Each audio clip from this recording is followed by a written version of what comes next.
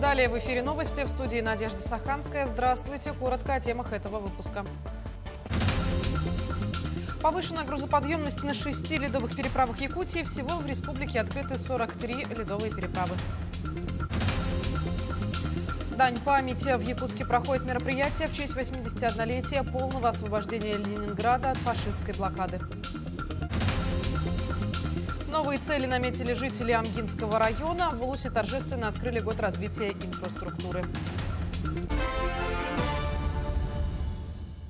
Из-за обильной пурги и снегопада в Устьянском Улусе до улучшения погодных условий закрыли движение транспорта по автозимникам. Как сообщают «Дороги Арктики», движение транспортных средств запрещено по дороге Усть-Куйга, Депутатский, Белая гора и по автодороге Яна на участке поселок Усть-Куйга, поселок Нижнеянск. Между тем, с 27 января повышена грузоподъемность на 6 ледовых переправах Якутии. До 40 тонн на реке Ленина переправа Кангалас-Сотинцы, до 20 тонн Умнас-Мача через Аену, до 30 тонн по направлению Сунтар-Туйодах через Вилюй и Лимнир-Село-Хадан через Вилюй, Хану-Соболов через реку Мому и до 20 тонн Мегина-Алдан, Крес-Хальджай через Алдан. Всего в республике открыты 43 ледовые переправы. За несанкционированный выезд на лед предусмотрена административная ответственность с наложением штрафа в размерах от 3 тысяч до 1 миллиона рублей. Во Владивостоке состоялось значимое мероприятие, посвященное передаче личных вещей Героя России Дмитрия Егорова, уроженца Сунтарского Улуса. Рядовой Егоров с позывным «Сунтар» служил в 155-й отдельной гвардейской ордена Жукова бригаде морской пехоты. Сегодня, в день его 50-летия, родные и близкие собрали памятные предметы, среди которых деревянный барельеф ручной работы, ордена, книги, фотографии и личное обмундирование. Эти экспонаты вскоре будут внесены в государственный каталог. Руководство музея Тихоокеанского флота высоко оценила этот подарок и намерена продолжать выставлять уникальные артефакты, включая вещи Дмитрия Егорова. Сейчас музей Тихоокеанского флота комплектует экспозицию, которая будет представлена для размещения в городе Москве, в парке «Патриот», в Центральном парке «Патриот». И я думаю, что часть экспонатов на временное экспонирование, в том числе и экспонаты Дмитрия Егорова, мы представим на этой выставке в городе Москве. А в Центральном военно-морском музее в городе Санкт-Петербурге уже часть экспонатов представим для того, чтобы память Дмитрия Егорова была увековечена и в Центральном военно-морском музее имени Петра Великого. Ежегодно 27 января в нашей стране отмечается День полного освобождения Ленинграда от фашистской блокады. В этот день, в 1944 году, закончилась героическая оборона города на Неве, продолжавшаяся на протяжении 872 дней. И в этот день, День воинской славы, в Вилюйской центральной библиотеке прошли памятные мероприятия.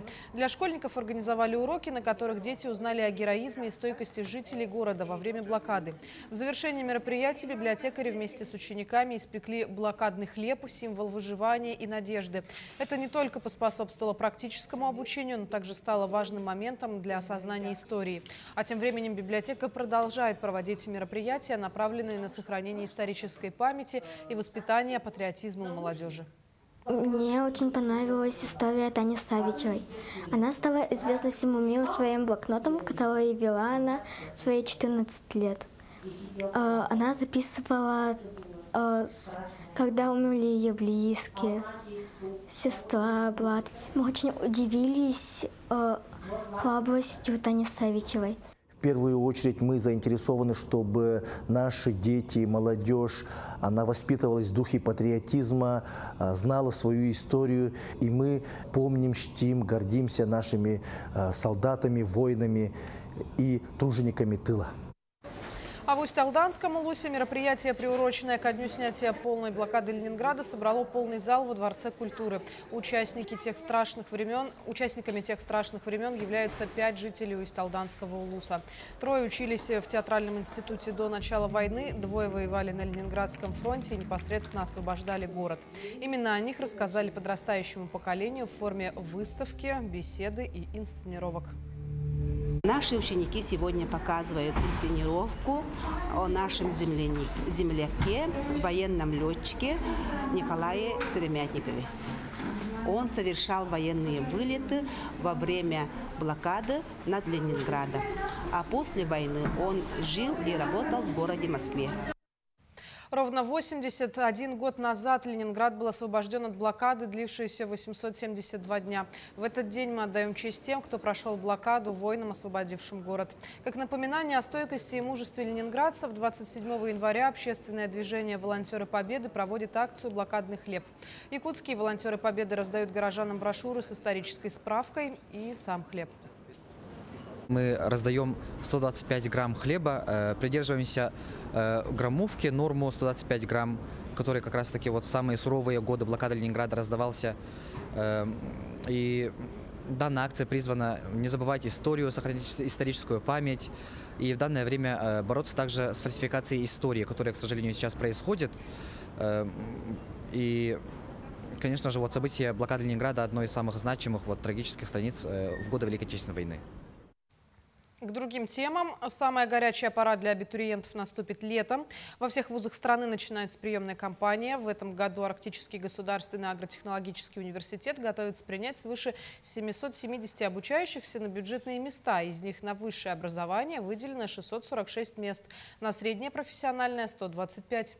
Самые популярные направления для абитуриентов – агроинженерия, зоотехния и ветеринария, а также IT, где выделено 20 мест, и направление лесное дело, также 20 мест очно. Помимо этого, агроуниверситет открыл факультет агробизнеса, где готовы принять свыше 100 студентов. Агроуниверситет начнет прием документов с 15 июня.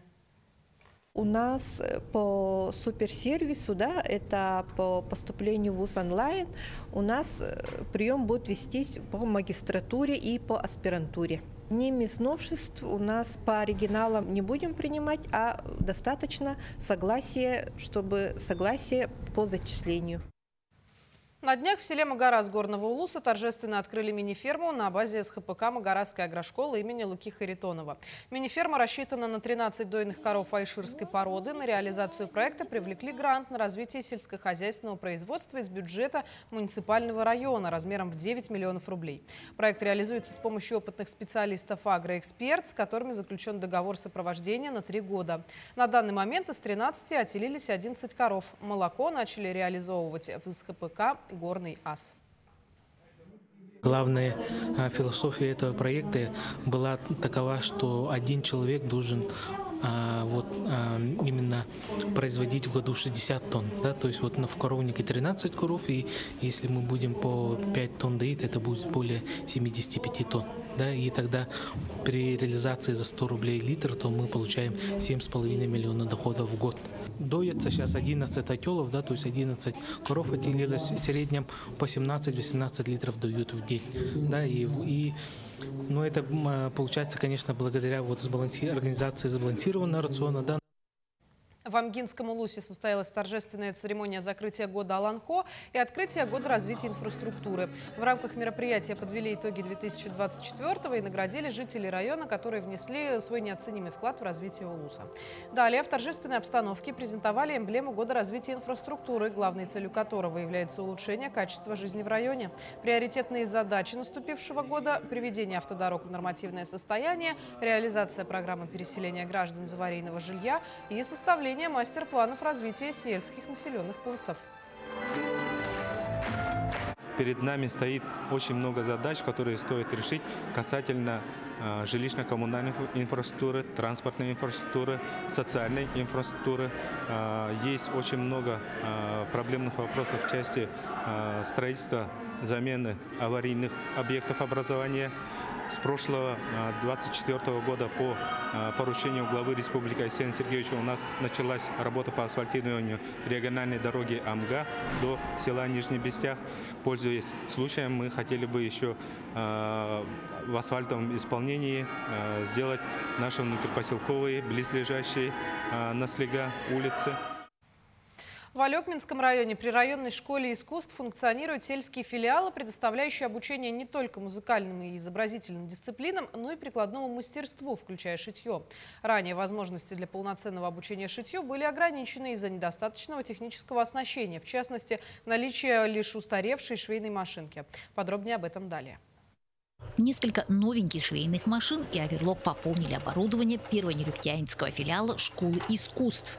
4 года назад здесь открылся класс декоративно-прикладного искусства. И дети занимались именно вышивкой, бисером, батиком, это роспись на ткани, да. И в будущем мы мечтали иметь швейные машинки, чтобы дети наши научились швейному делу. Скажем, по секрету, ребята уже освоили азы науки. Раньше швейные машинки приносили из дома. Что ты умудрялась шить? Что получилось? Ну, многое там, например, игрушки, ну и вещи. Ага. На новой машинке, как думаешь, лучше будет? Не знаю, смотря как. Пока учишься, да? Да. Ну, тоже на машинке шила там дома и в основном руками. Руками интереснее или как? На машинке. На машинке лучше? Ровные стежки, ловкие руки и желание научиться. О своих машинках мечталось давно, и исполнить эту мечту помогли компания «Газпром Трансгаз Томск». Не только мотивацию, да, для ребятишек, но это еще и благое дело для развития и вообще для подъема, так скажем, самого наследия. Есть чем заняться в свободное время подрастающему поколению.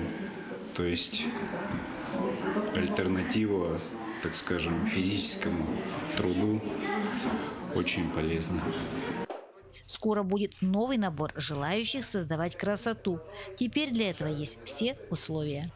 Елена Фаст, Максим Копылов, Алекминск. В Верхневилюйске провели мероприятие, где наградили лучших в 18 разных направлениях. Тех, кто внес свой вклад в социально-экономическое развитие, показал высокие результаты в своей работе. Это и предприниматели, общественники, работники сферы образования и медицины, и лучшие спортсмены и руководители. Каждый из них получил эту награду за упорный труд и старания. Достижения за прошедший год не остались незамеченными. Это огромный стимул продолжать совершенствоваться и одерживать еще больше высот, ставя новые цели и задачи. Получать такую номинацию – это большое уважение, да, и признание населения. Да. Значит, мы не зря работаем, нашу работу высоко оценили, местная администрация нас поддерживает, финансирование также выделили, что для начинающих предпринимателей именно в плане развития народно-художественных промыслов очень ценно. К этому часу это вся информация. Мы следим за развитием событий. До встречи в эфире.